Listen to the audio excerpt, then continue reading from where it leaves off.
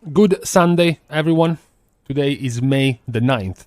In approximately 4 hours, 76 years ago, something very important happened.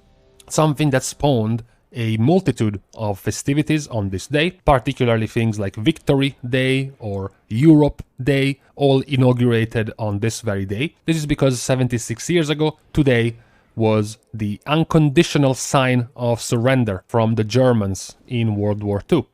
Today was the end of World War II, effectively, with the document signed by the Germans in the presence of the Americans, the French, the British, and the Russians. On this fated day, we're gonna finish what we started. We started talking about how fun and entertaining specs are from tanks and healers, and then we went over the melee DPS, so now all that's left is the ranged DPS. As usual, we remind everyone that the driving force behind what people find entertaining and enjoyable in a spec is the compulsion loop, is the release of dopamine in your brain, is what drives you to earn a reward, something exciting, something interesting for you, and every spec can have its different thing. Maybe it's a big cooldown, maybe it's something that looks very cool, maybe it has a good sound, something that you wish to repeat because it felt nice for you and you want to go for it again. This is what can sometimes allow, for example, very simple specs to still feel entertaining for some people, even if they have 2 buttons to press. Some people will still find them entertaining, while at the same time, the very same people will not find satisfaction in a more complicated spec, which requires multiple buttons to keep up some buffs and some debuffs and to manage different things in their rotation. They won't feel as satisfied. That's why these type of ratings are subjective, because different people will have different tastes in how they enjoy the specs. So, going over the ranged DPS, we start again from the very bottom. And at the very bottom, we have Frost Mage. So, oh dear, not much can be said about Frost Mage. Frost Mage is an extremely simplistic spec which leaves very little room for a satisfying loop. Where do you start your loop as a Frost Mage and where do you end your loop of your rotation as a Frost Mage? What's the peak of the rotation? Well, that's the thing. Frost Mage doesn't really have one. They click on Ice Lance and they click on Frostbolt. Every once in a while, to dump their icicles, they will go for Flurry. This is how your run-of-the-mill single target or even cleave for Frost Mage can look like. There isn't really much that can make you feel good in this rotation, that can make you feel entertaining, even when you go in AoE situations, because of their legendary, because of their glacial fragments turning their Ice Lance into a frag bomb. They still go for pretty much the same thing, except now they throw in more blizzards instead of frostbolts, but it doesn't really change much. There isn't anything that looks super cool. Ice Lance doesn't look or sound as cool as something like a Chaos Bolt, even a Pyroblast, just to stay in the same class. Frostbolt is very disappointing. Blizzard is okay, Frozen Orb also is pretty okay as an ability, but as I mentioned, it lacks a closure to the loop. It's very similar to what we talk about for example, Restoration Druids, where you lack the finisher after you spammed all those hots, or something like Arms Warrior. It doesn't really have a closure to the loop. So to me, it's a pretty underwhelming spec to play. Talking about underwhelming specs, we have to go to the second one at the bottom, which is just about the same in terms of how disappointing it is for me. It is Marksmanship Hunter. Talking about the subjectiveness of these ratings, Marksmanship Hunter is pretty much the most popular spec in the game. Hunter is the more popular class in the game, so it goes to show that these type of ratings are pretty subjective, because to me, Marksmanship has been very, very bad as a spec to play for years now, ever since they simplified them heavily.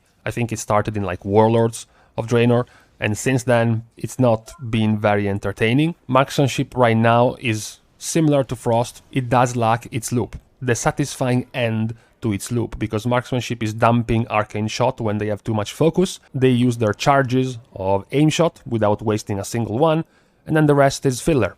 Rapid Fire when it's off cooldown, keep up the dot of their Serpent Sting, which has even been simplified ever since the Serpent Stalker's Trickery legendary automatically casts Serpent Sting when you cast Aim Shot. You don't even need to manage that either. You're effectively routinely clicking 3 buttons: Aim Shot, Arcane Shot, and Rapid Fire. And none of them feel particularly good.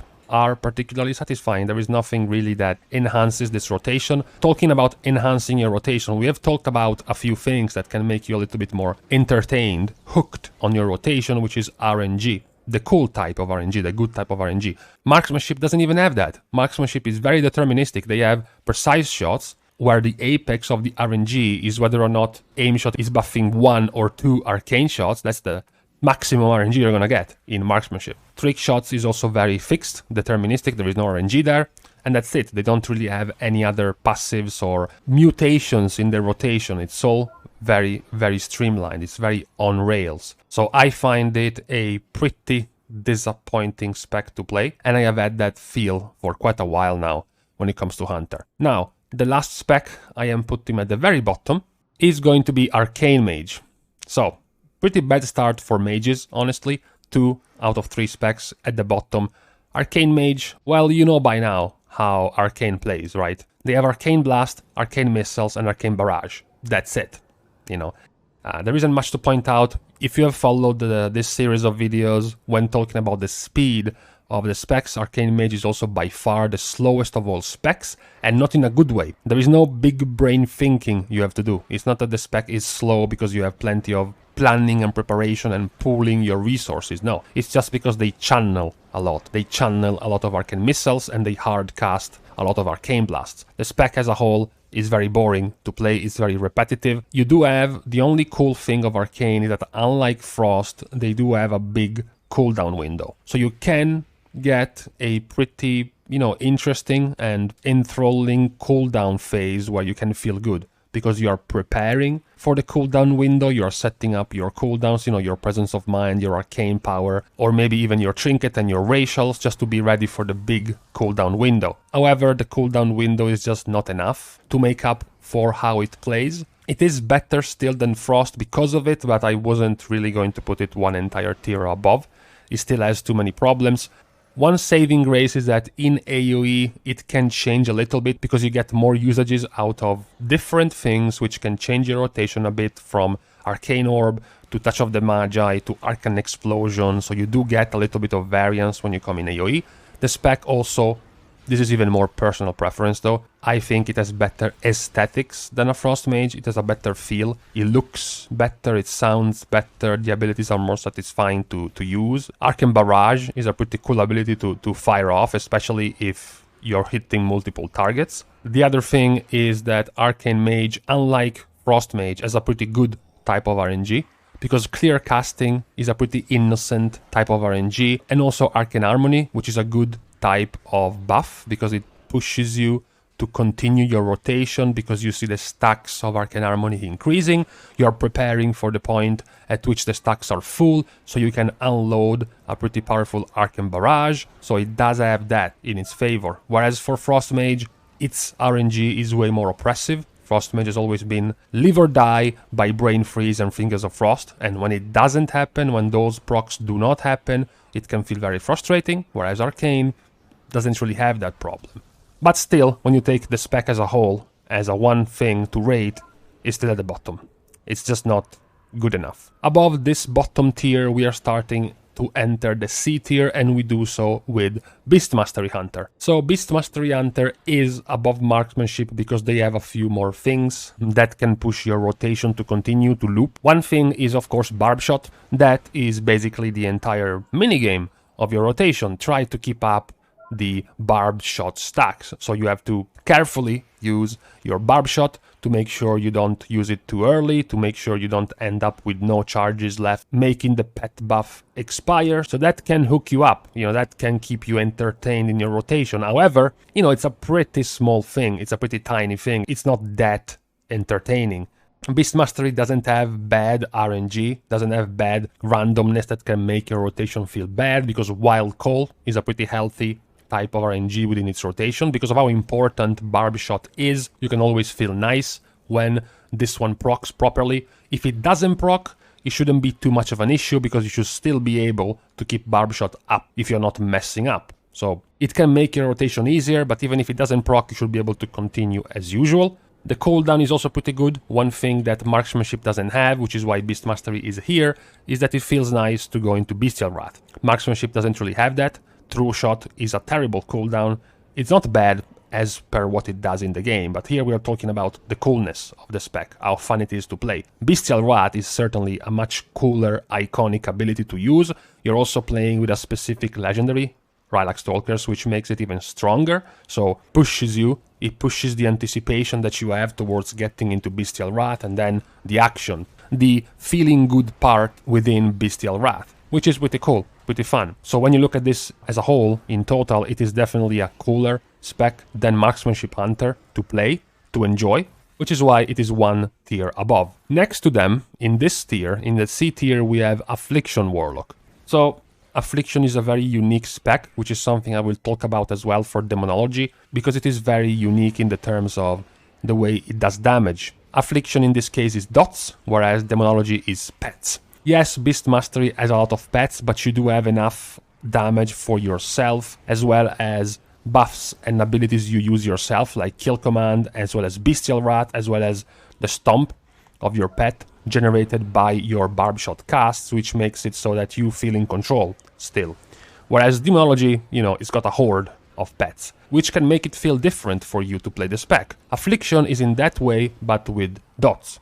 So it always feels different to do a lot of damage with dots already applied on the target, rolling in the background, compared to hitting a giant ability with huge particle effects, a cool sound, flying towards the target with some big impact noise and a big number critting. It feels different to people in the way it looks cool. The vast majority of people would prefer the big crit over the 6 different dots ticking in the background. So for the people who do not enjoy that dot playstyle, Affliction Warlock has been severely cut in that playstyle with the addition of Malefic Rapture. Now, way more of their damage, despite their playstyle, despite what they have to click, is still pretty heavy on the dot side of things. Malefic Rapture is a big part of their damage now, which is a hard casted ability hitting for quite a bit, so it is way more normal now, Affliction. So for people who were sort of driven off by the playstyle of Affliction because it was too dot-centric, it puts it a little bit more back into the norm, okay? So you should give it a try if you never got into Affliction because of the type of playstyle it had. That being said, for me, it is still pretty disappointing. You can see from the damage of Affliction, on single target damage is still just Unstable Affliction, Corruption, Agony, Siphon Life. Keep up the dots on the target, filler with Drain Soul, and dump your shards with Malefic Rapture. It's just very, very simplistic, and when you look at the AoE, it really doesn't change much. The only thing that changes is that you're clicking way more Agonies, because you want to put them on multiple targets, and it's harder to spread Agony on multiple targets than it is to spread Corruption with Seed of Corruption. So it doesn't even change that much in AoE, because Malefic Rapture is your do-everything ability now. The cooldowns of Affliction aren't even that satisfying. They are powerful. Again, don't mistake being powerful with being satisfying. Nobody is saying that single target Affliction with all the dots up, putting Haunt on the target, having Dark Soul Misery, having the Dark Glare out, doesn't do very, very high single target damage. What I'm saying is, it's not that satisfying to your rotation, to your compulsion loop, to how addicting it is to use. Not to mention, and this is not up for debate, the Dark Glare is the lamest of the Warlock demons, because Dark Glare cooldown versus Infernal cooldown versus Demonic Tyrant cooldown, Dark Glare definitely looks the shittiest. So that's also important to note. So this is why I'm putting Affliction into the C tier. Just remember that if you never played it because you thought dots were lame, now you might find it a little bit more entertaining. Now, going up into the middle of the pack, into the B tier, we start with Balanced Druid. Balanced Druid is the great divider. Balanced Druid is such a middle of the pack spec, because it works like a pendulum. It has an extremely repetitive loop which happens very, very quickly, and because of it, it sort of keeps you entertained, it sort of keeps you hooked when you wiggle from left to right, from Starfire to Wrath, on and on, and it's just like that. You spam Starfire inside of Lunar Eclipse. When Lunar Eclipse ends, you use 2 more Starfires to enter Solar Eclipse, and then you're spamming Wrath. Once Solar Eclipse ends, you use 2 more Wraths to enter Lunar, and you go again. The divider in this pendulum is, of course, your Star Surge, your spender, your big hitter. This entire thing has been made a little bit more entertaining, this expansion, because of the boat. the ship. The Balance of All Things legendary, which is getting nerfed for like the 6th time, and possibly by 9.1 it's not going to be a thing anymore, but for now, let's just look at how the spec works currently. Balance of All Things front loads a lot of the damage at the start of your Eclipse, which means that you have, as mentioned, this very short loop, this very short but addictive loop, where you see yourself getting closer and closer to max astral power, and you see that the Eclipse is about to end. You know that you have to cast 2 more of your generator abilities to enter the opposite Eclipse, and that's when you start to dump all of your astral power for your mega crit star surges. And 15 seconds later, you can do that again, because the cycle is renewing. You're entering a different Eclipse, and you can do it all again. So it's a very, very short loop. It's a very, very short and also very, very simple loop, which is almost open to no changes, because Balanced Druid has basically no RNG in it. It is always the same. It is always Wrath in Solar, Starfire in Lunar, dump Astral Power with Star Surge. Refresh every 15 or 20 seconds or so your 2 dots, your Moonfire and Sunfire, and that's it. There is very, very little room open for diversity. Maybe the Starfall for movement and for multiple targets, of course, and your Stellar Flare if it's more single target based as an extra dot, but that's it. There is no RNG, there is no surprise, there is no variety and no diversity. It's just a very short, very quick and self-contained loop. And to some people, maybe even many people, it can be entertaining to do this very short window, which peaks with very high damage at the start of your Eclipse because of your Star Surge dump, and then it restarts. And you know when you're restarting that just in about 15 seconds you're going to be doing that again. That is why it can be very entertaining. The reason why it's no higher than B, it's because, as I said, it is very simple and very repetitive. There is no room for diversity in here. So either you like this exact playstyle, either you like this very, very short window which repeats itself forever, or you're going to find yourself bored of Balanced Druid very quickly. So that's why it is perfect to stay in the middle of the pack. The other spec that is going to be staying next to Balanced Druid in the middle of the pack is going to be Destruction Warlock. Destruction Warlock is also a very simple spec, a very repetitive spec with short windows. It plays in a similar way, of course not with the Eclipse stuff of balance, but they do have a similar repetitiveness to the rotation. They have Chaos Bolt, Incinerate, Conflagrate, and Immolate. That's it. Instead of having 2 dots, Sunfire and Moonfire, you have only 1. You keep up your generator, which is Incinerate, further enhancing your rotation with Conflagrate, and you dump your shards with Chaos Bolt.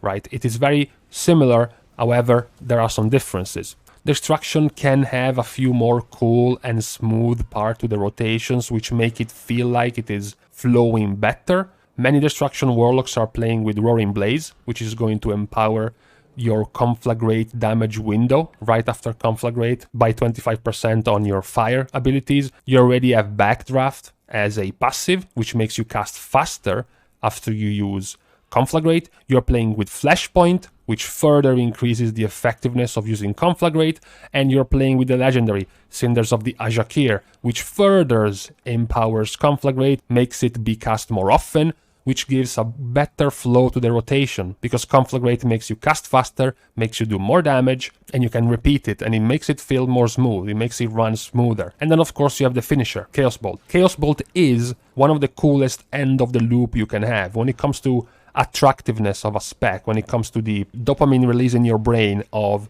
rule of cool, Chaos Bolt is very cool. It has a cool sound, it has a great animation because of how big it is, but also because of how slow it's traveling. You know, it's like a missile, right? And then, of course, the fact that it hits for a lot. All of this combined makes it very cool, makes it very entertaining to see and to pull off. The point that needs to be mentioned is that right now Destruction is in the B tier. Destruction is a spec that inherently wants to play fast, wants to play with high haste and have short cast times because most of the rotation is going to be cast-based, hard cast-based. So they want to go fast. Right now, they are not that fast. If the last time you saw Destruction, and this is true for actually the majority of people, was in BFA, at the end of BFA, that's when it was at its peak, at its maximum, extremely fast, overpoweredly fast. Now, not that much. Another benefit for Destruction, which is why I think it's better than Balance, but not that much better than it can be an entire tier above, is that their AoE gets better compared to Balance. Balance, as I mentioned, extremely strict. The only difference of Balanced Druid in AoE is that they get to cast Starfall every 10 seconds, and that's it. When it comes to destruction, they can add Channel Demon Fire, they can add Rain of Fire, they can go for the Incinerate Splash or Incinerate Cleave build, so it does add extra things to the rotation, which can also feel very cool to see and to pull off, so it does have that advantage over Balanced Druid. Just not enough to be considered an entire tier above. Talking about the entire tier above, we have to go into the A tier, and we have to start with Elemental Shaman. Now, Elemental Shaman has a unique type of rotation. We have just gone through 2 specs mentioning that the rotation is very simple and very basic. You have a builder, you have a spender, keep up your dot, and you're done. When it comes to Elemental, you can start and frame it the same way. You have your dot, which is Flame Shock, you have your builder, which is Lightning Bolt, and you have your spender, which is Earth Shock. There you go, the build is done.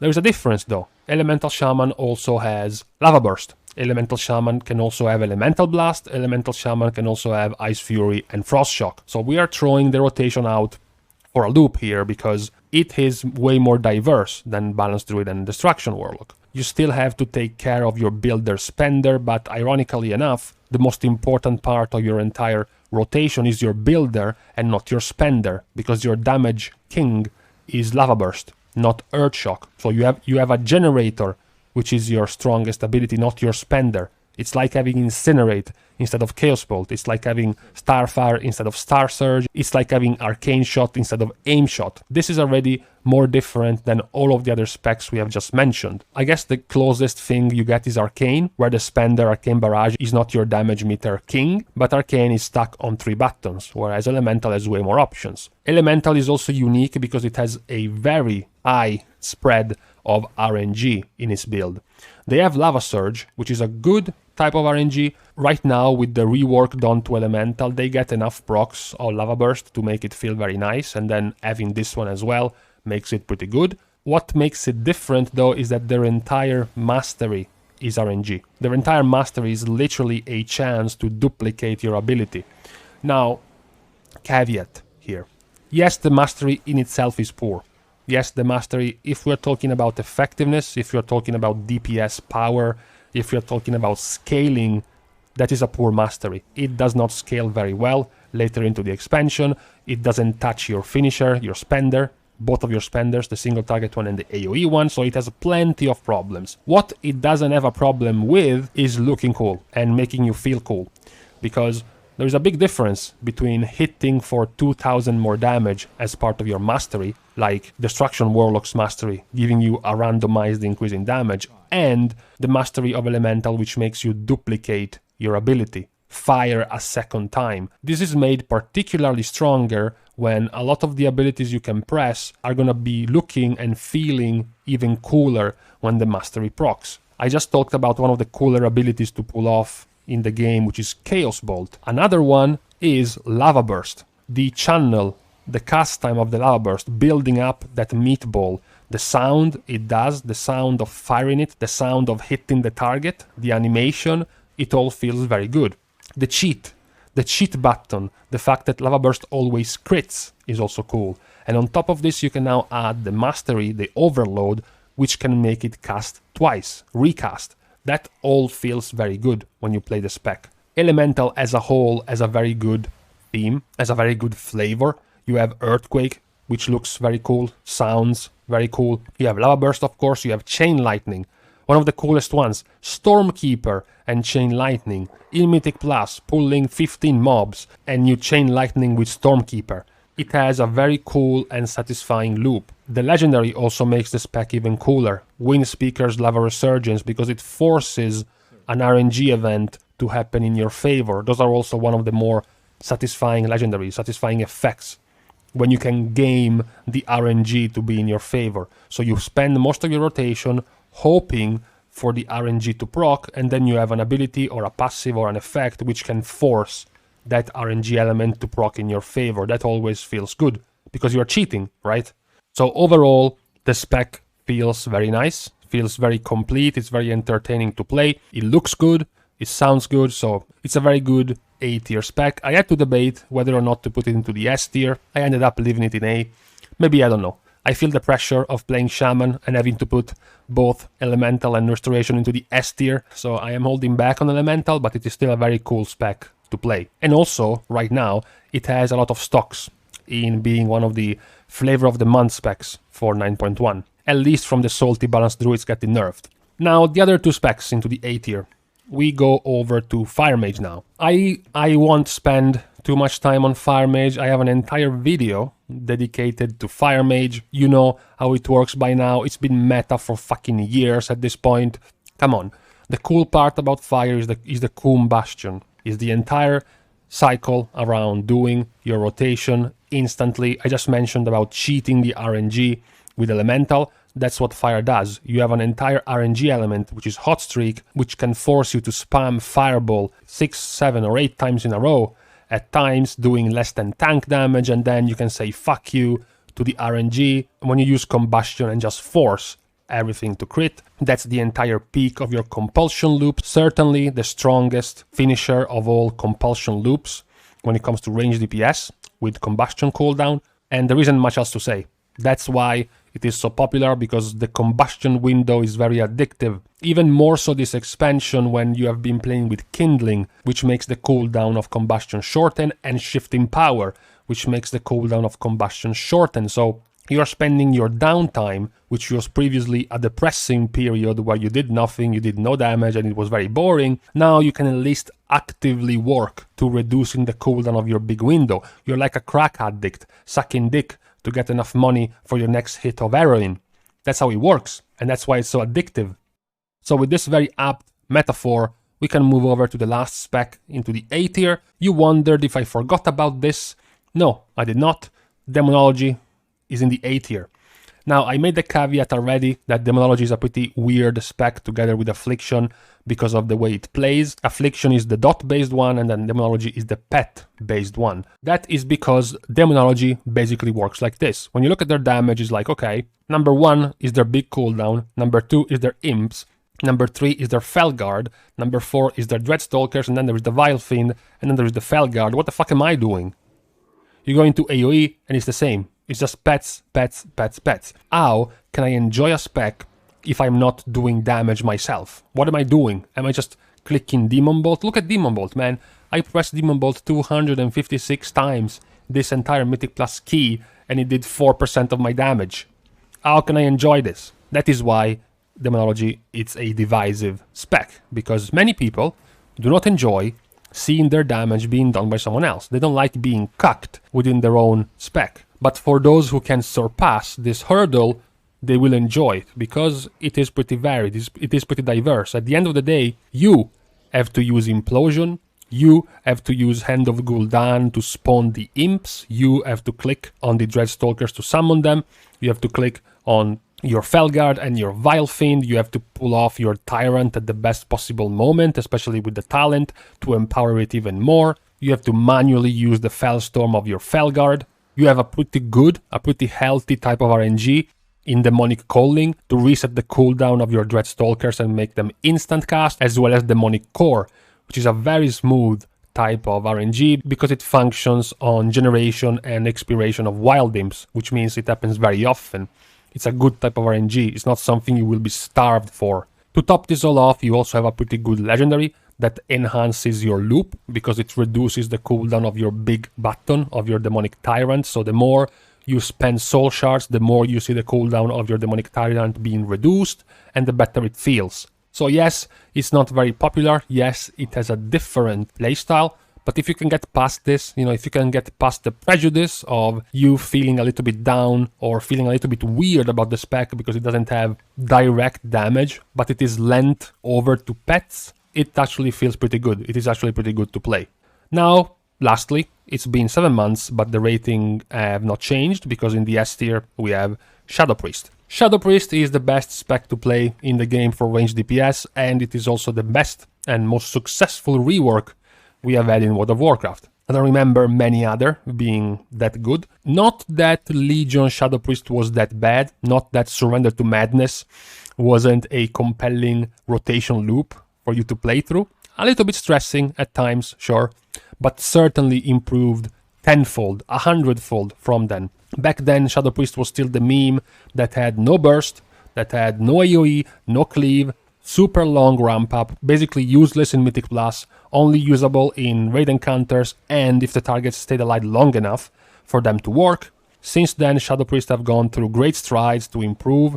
Some might say it was already OP by the mid to end of BFA, and then this tier has been oppressively strong together with a couple of other specs. But here we are talking about their playstyle. Their playstyle is very good. The single target of Shadow Priest is already good, simple but not too simple. You have Devouring Plague as your spender, you have to keep up the dots, Vampiric Touch and Shadow War Pain. You still have your filler, which is Mind Flay, and your second generator but harder hitter, which is Mind Blast. You already have some variety here compared to other simple specs like Destro and Balance. You have the great addition, the fact that Mind Flay has been made a less prevalent part of your cast time.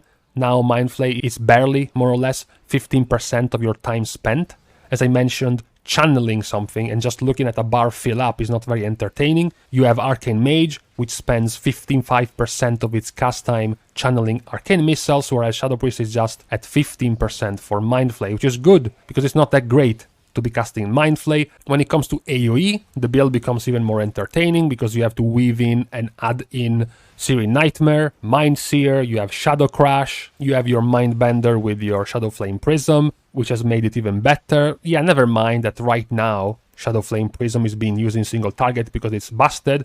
Normally, that's just an AoE thing. It's just good. It's just good overall. The loop, the compulsion loop that you have to go through, generating your insanity, dumping it on Devouring Plague, being able to generate so much insanity that you can use Devouring Plague multiple times on the single target and stack it up to do heavy damage, or in cleave situations, especially spread cleave, having enough that you can use it on multiple targets. It feels good to repeat it, to get to it again. You have the addition of making your Void form now just be a cooldown with Void Eruption, which also adds Void Bolt to the rotation. It has very healthy RNG because Dark Thoughts is a pretty uninvasive and good type of RNG to have. You have the theme. I mentioned Elemental Shaman having a very good theme, a very cool theme. Shadow Priest with the Void stuff is also very good. It's very thematic, of course. One of the coolest effects you can have as a spec playing the game is having 4 or 5 different targets dotted up as a Shadow Priest and seeing the shadowy apparitions, the fucking exodus of little spooky ghosts going from you to them